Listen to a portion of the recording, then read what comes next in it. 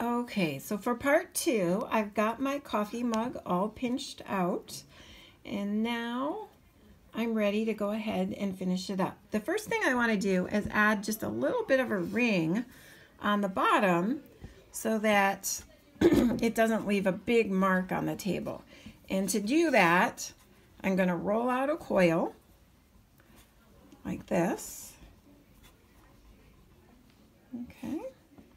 And then I'm going to put it around the bottom of my cup to kind of create a little rim. So all I need is a small coil. I'm going to cut it right here. Take that off, and I'm going to take this off. Okay. And then using a little bit of water, and my clay is wet. You want to use your toothbrush, so I'm not going to have to add a whole lot of water to mine. Yours is going to kind of depend on how wet your clay is, but I'm going to create some slip, so I'm slipping and scoring with my toothbrush. Okay, and I'm going to try and center this on the bottom and then really join that seam so that I have a nice little foot. This is called the foot, and it's a little ring that your coffee mug sits on so that it doesn't leave a big circle on your table. I'm sure you guys have seen those watermarks that sometimes get left on a table. Okay, so I'm going to go around, get that on there really good. Add a little bit of water here. I want to make sure that that seam is not visible. So it may be a little tricky getting in some of these spots, and you may have to use some of your modeling tools to kind of press it down, get that on there really well. Okay. So for the sake of our video, I'm going to call this good.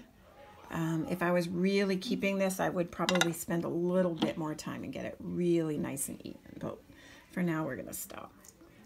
Okay. This is the top of my cup. If you feel like your rim is not quite even, you can gently tap it like that. All right. Try to get it nice and round. Okay. So I'm going to hold it. There's my cup. Okay, now I need a handle on my cup.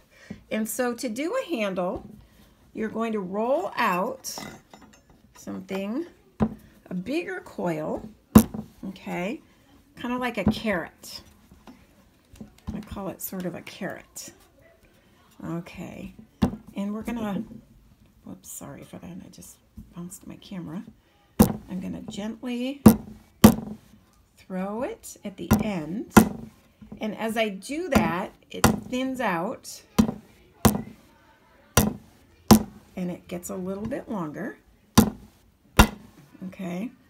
Now you're doing this very gently. You're not, you know, slamming it really loudly on the table. This is kind of controlled. Okay. And then once I get it to about where I want it, then I can go ahead with my water right here, and I can pull the rest of it. So I'm going to gently go like this, and I'm going to thin it out. And as I do this, I'm going to flip it over, and essentially you're kind of doing a combination of pulling a handle and throwing one, but it's an easy way to make sure that it's nice and even. And it's really important that you turn it quite a bit because our hands aren't exactly symmetrical and it's hard to get a completely even handle. But you can see now, whoops, just came off here, and that's all right, that it's getting much narrower. Okay. Okay, so I'm going to use this part right here for the handle of my coffee mug. So I am going to cut it off. Okay. And you might want to shape it like this, all right, and let it dry a little bit till it gets a little bit leather hard. I'm going to go ahead and show you the next step since we're doing a video. But then I want to take my handle, and to attach it, I'm going to just put a little kind of a groove right in there so that it's rounded. See that? Can you see how that's rounded there? Okay, that's so that it fits along the side of my cup. So once again, using my toothbrush and my coffee mug, I'm going to get some slip on there, and I'm going to attach my handle right there. So I've got the slip, and I need to really get that seam nice and smooth so you cannot even tell where I attached it. All right. Be patient. This is one of the most important steps in creating a handle for your mug. If you rush it, if you don't get it on there well, it will come off or crack.